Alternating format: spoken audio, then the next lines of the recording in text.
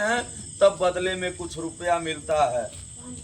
और यहीं पर एक दूसरा समाज है जो केवल पार्टी का झंडा उठाता है, पार्टी का नारा लगाता है, उसे कोई रे नहीं बोल पाता है।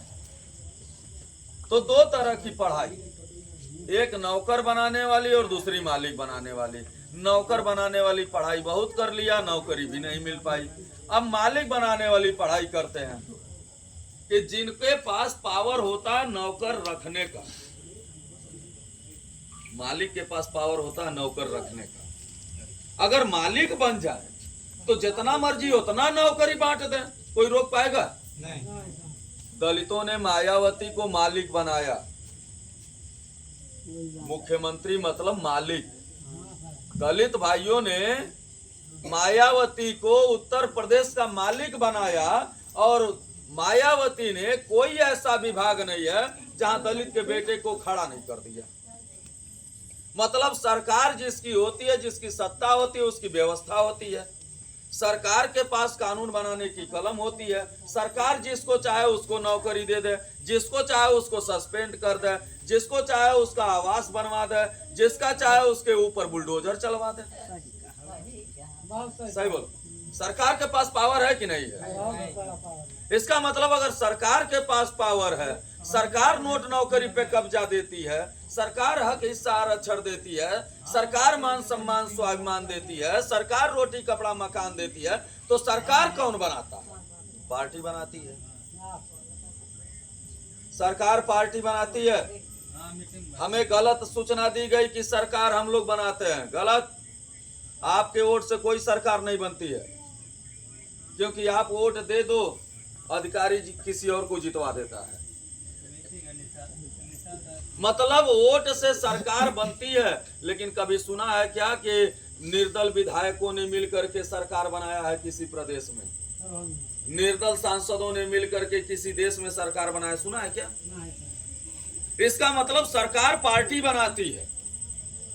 दलित भाई कभी इस देश में गोबर का दाना खाने पे मजबूर थे। गांव के दक्षिण बसाए जाते थे, उनके हाथ का छुआ कोई पानी नहीं पीता था। उन्होंने अपने एक नेता मान्यवर कांसीराम साहब की बात को मान लिया और अपनी पार्टी खड़ा कर लिया। कांसीराम ने ला करके पार्टी दे दिया और बता दिया कि देख भाई, अगर तुम्हारा बाप हरवा आता, तुम भी हरवा हो, तुम्हारा बेटा हरवा न बने तो ये ले अपनी पार्टी खड़ा कर। तुम्हारे खिलाफ, तुम्हारे नेता के खिलाफ, तुम्हारी पार्टी के खिलाफ ढेर सारे गद्दार आएंगे, बेईमान आएंगे, तो तरह तरह के लुभावने वादे करेंगे, तुम्हारी पार्टी के खिलाफ तुम्हें बरगलाएंगे, लेकिन रास्ता मत छोड़ना। दलितों ने कहा कि ठीक है, हम अपनी पार्टी के साथ रहेंगे।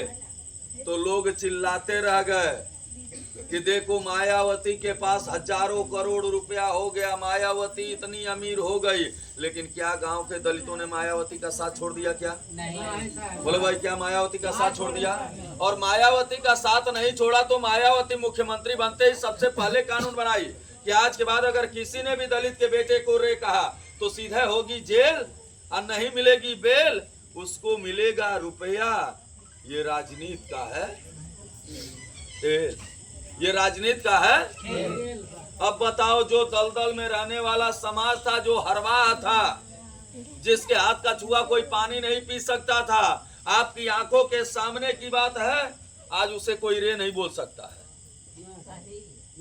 अगर न यकीन हो जे में लवंडा लफाड़ी अपने आप के गुंडा समझो तो जा गरिया के देख ला, तुम्हें गरिया दे तो तू FIR नहीं करवा पैब, लेकिन वो झूठे बोल दे कि हमें जाति सूचक शब्द लेकर के गाली दिया है, अभी पुलिस आएगी उठा के लेके चली जाएगी रतिया में।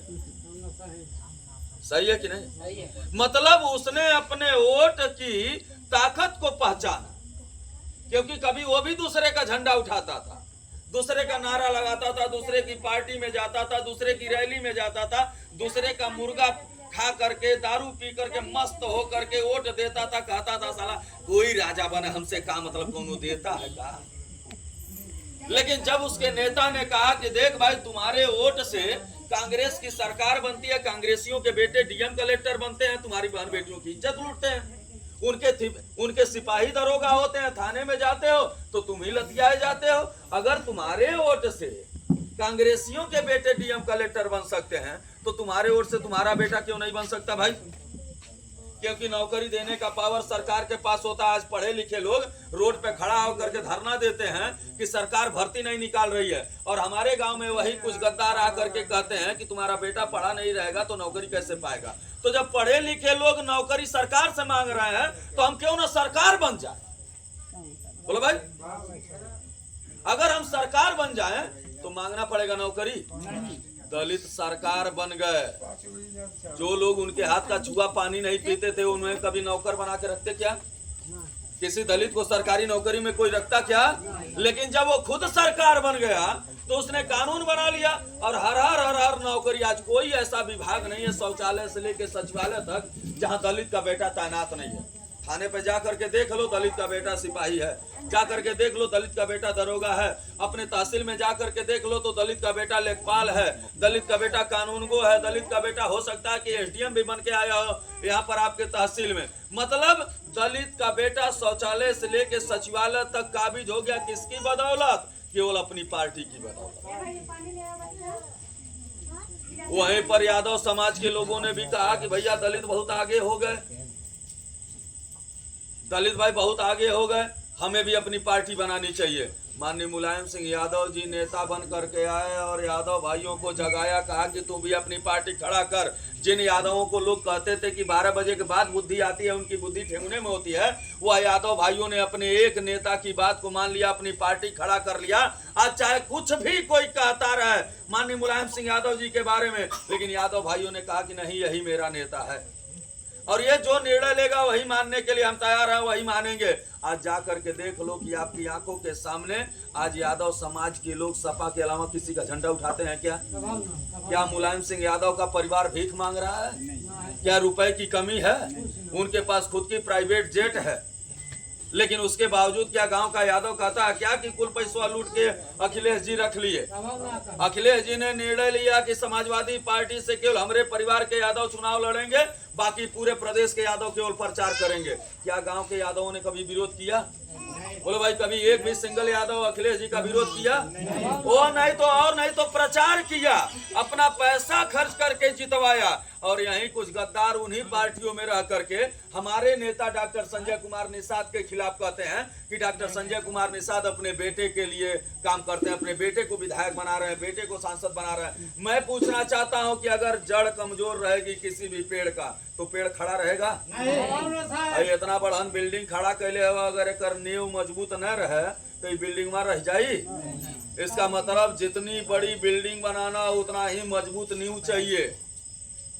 केवल अगर सांसद विधायक बनाना है तो डॉक्टर साहब को बना करके खत्म, लेकिन अगर सरकार बनाना है तो पहले डॉक्टर साहब का परिवार भी मजबूत होना चाहिए। नहीं तो ये गद्दार निगाह लगा के बैठे हुए हैं गिद्ध की तरह से।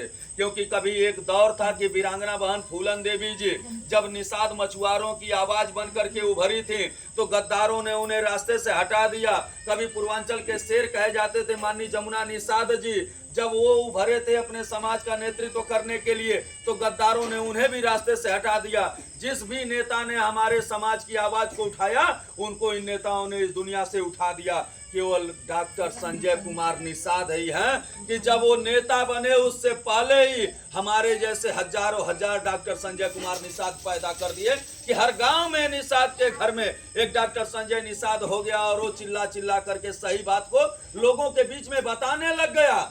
आज किसी की हिम्मत नहीं है कि कोई डॉक्टर संजय कुमार निषाद के खिलाफ अपशब्द बोल दे। उन पार्टियों में रहने वाले कुछ गद्दार जो हमारी बिरादरी के हैं वो भले बोलते हैं और उनको पता है, क्योंकि दूसरी पार्टी वाला जानता है कि भाई भाई को लड़ाओ, जब ये दोनों आपस में लड़ जाएंगे तो हम लोग मजा मारेंगे। हम लोग बुद्धिमान है, वो भले कुछ भी कहता हम नहीं बोलते हैं। तो कुछ लोग कहते हैं कि अच्छा जवाब नहीं दे पौले, लेकिन उसी पार्टी का कोई और नेता बोल के देख ले, ईंट से ईंट बजा के रख देंगे, चाहे वो कितना बड़ा अपने आप को तुर्रम खा होगा। उस निषाद को किनारे करके और हमसे आवाज उठा करके देख ले कि डॉक्टर संजय कुमार निषाद क्या है, उनकी सेना क्या है और ये निषाद पार्टी क्या है।